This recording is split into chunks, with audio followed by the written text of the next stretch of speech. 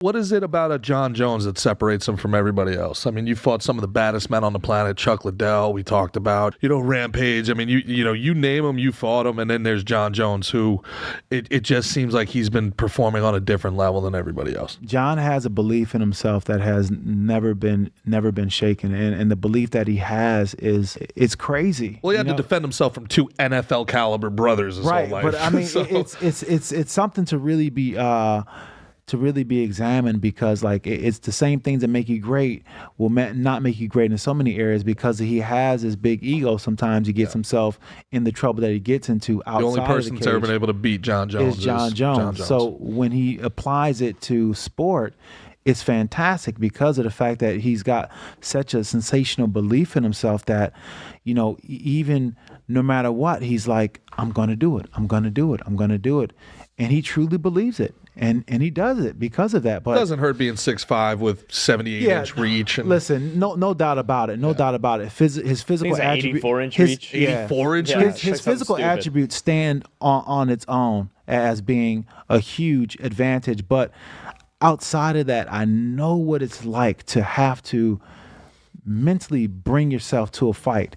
And I couldn't imagine bringing myself to a fight on the heels of some of the things that he had to bring himself to a fight. A lot of times when he was getting to the cage, he was coming from a very uncomfortable situation where he's got in trouble for something, and he had that in the background. And sometimes when you get so many detours outside the cage, your life outside the cage gets bigger than your life inside the cage, and it starts to overshadow the work that you do inside the cage. He was even able to turn that into a win when he had one of the greatest trash-talking moments of all time, where DC was getting after him. He's like, I beat you after a night of cocaine and hookers. Knock it off. Like, right.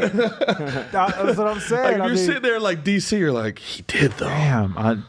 Yeah. Jon Jones is a special individual when it comes to competing. What was your plan against him? When going into the fight? You were like a big brother to him, right? You guys. Yeah. I remember in the lead up to the fight, them talking about the relationship that you guys had were at Jackson Wink. Yeah. Jon was a really good training partner. I enjoyed working with him. I didn't believe that he would not try to be the dominant one and try to fight, because we had a situation where we had myself, Keith Jardine, we had Brian Stan in the 205 weight class as well, and we all avoided each other just fine without even entertaining too much topics about fighting each other. It's just something that we didn't talk about. We just didn't agree that we weren't going to do that, and that's how we were able to train and give each other our all in training practice, because we were doing it in good faith that we weren't going to fight each other. But then things got different when Jon's a young man, started feeling his O's and really started to accomplish some things, and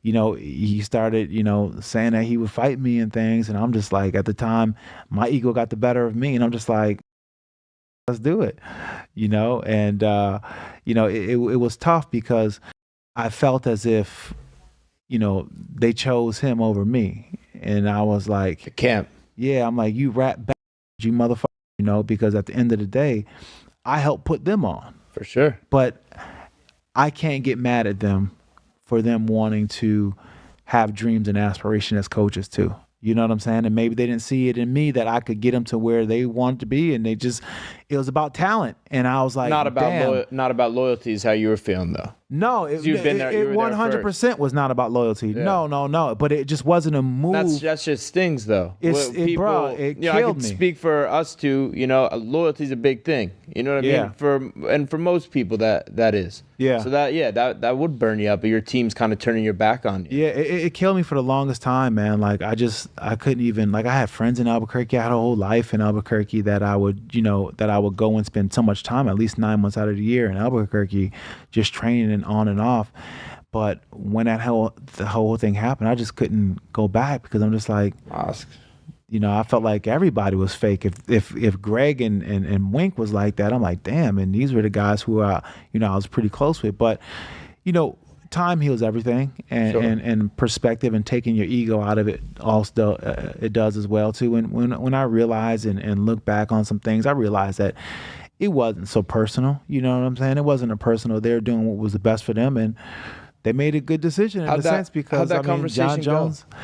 With myself, or just with them? Like, how did they break the news to you that you've been riding in and rocking with them forever, I'm gonna go with this newer, younger guy? I told them that I would fight Jon, and that's what he's been asked for, and they were like, all right, they were gonna corner Jon, and I was like, all right, I guess, That's a kick in the nuts. I was bro. like, damn. Well, I mean, and I just started to. I moved here at the time, and it kind of dovetailed to when I was going through some marital problems as well with my wife at the time, and I ended up coming out here, and I had like a knee injury, so I just formed camp out here.